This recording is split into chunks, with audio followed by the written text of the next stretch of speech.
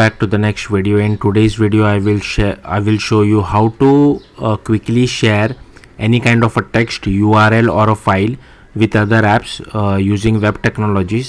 So here you can see that I am using two buttons, one called share and one called file share. So I am using normal HTML, CSS, JavaScript, no web frameworks.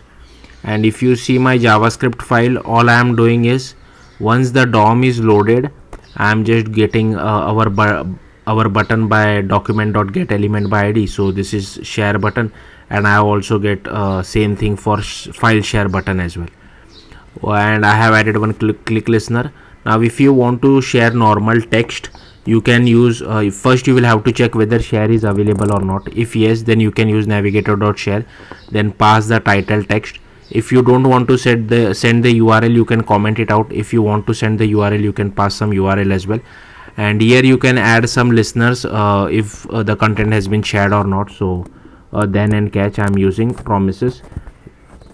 I think async await will work fine as well. If you want, you can use that. And here this is for file sharing. So what I have done is that I have created some normal text. From that I have created a blob, and from that blob I have created one file. And you can, if you already have one file inside your project, you can use that particular file as well. So while sharing a file, you have to use can share, and if you see over here, we were just using share. So we have to use can share, and then we can do navigator.can share, and here you will have to pass array of files. So we only have one file, so I have to pass only one file in that array. Then I am just doing navigator.share, sending the title, and here I am sending the files. And if it is shared, I'm printing an alert message. If not, then also I'm printing an alert message of not shared.